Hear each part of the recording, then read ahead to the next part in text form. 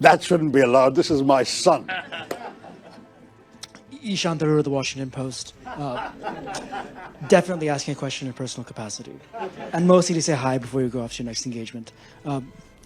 Raise the mic. Mostly to say hi before you go off to your next engagement. I'm curious, though, on this tour you've been on, various countries in the Western Hemisphere, have any of your government interlocutors asked you to show evidence of Pakistan's culpability in the initial attack? And what do you say to the repeated Pakistani denials of having any hand in the initial attack? Okay, well, I'm very glad you raised this, Ishaan, though I didn't plant it, I promise you. This guy does this to his dad.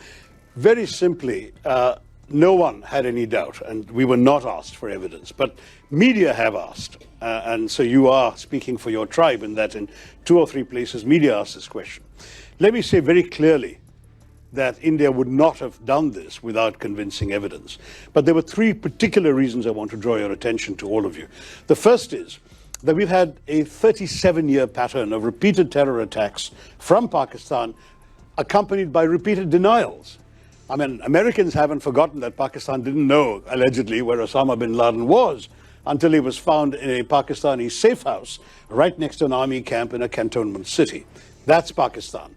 Mumbai attacks, they denied having anything to do with it. One of the terrorists was captured alive, his name, his identity, his address in Pakistan, everything was revealed. Under interrogation, he told us where he was trained, what was done. The US intelligence, as well as ours, recorded the chilling voice of the Pakistani handler giving minute-by-minute instructions to the killers in Mumbai, telling them where to go, and they were monitoring Indian TV and saying there are people hiding on the 3rd floor of that hotel, go and shoot them there. This kind of thing is going on. Your sources recorded this too. So we know what Pakistan's all about. They will dispatch terrorists, they will deny they did so until they're actually caught with red hands. That's the first.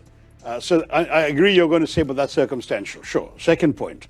The moment this happened, within 45 minutes or so of this happening, the terrorist attack, a group called the Resistance Front claimed credit.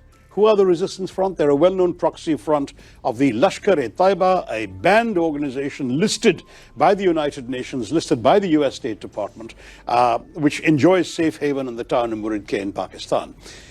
The Resistance Front, evidence about the Resistance Front and its doings was presented by India to the UN Committee on Terrorism in December 2023 and repeatedly again in 24.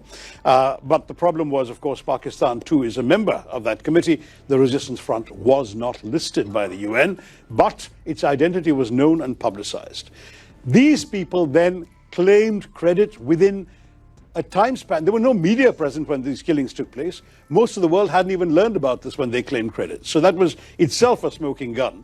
They repeated that claim 24 hours later.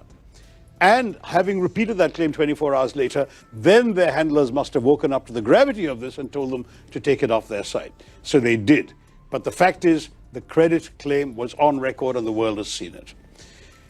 Third, when the first strikes happened on the terrorist camps, funerals were conducted, including for members of some of the key organizations, the Jaish-e-Mohammed in particular, and the Lashkar-e-Taiba. The funerals were conducted, and photographs have emerged on social media showing Pakistani generals and police officers in uniform attending these funerals, being conducted by relatives of these terrorists. So we're looking at 3 concrete pieces of evidence as far as India is concerned. But finally, I can add to the mix, we also have intelligence services. They have been studying very carefully these terrorist attacks. They have identified at least 4 of the 5 perpetrators, and they know who they are. In fact, I'm told, and I don't have access to the direct intelligence information, but I've been reliably informed, they know that 2 of them are Pakistanis, and the other 2 were locals who had exfiltrated, is the term, out to Pakistan for training 10 years ago, and clearly were sent back for this mission this time. So it's on the basis of all of this put together that we said, we know who did this, and we will take action. And that's exactly what we did.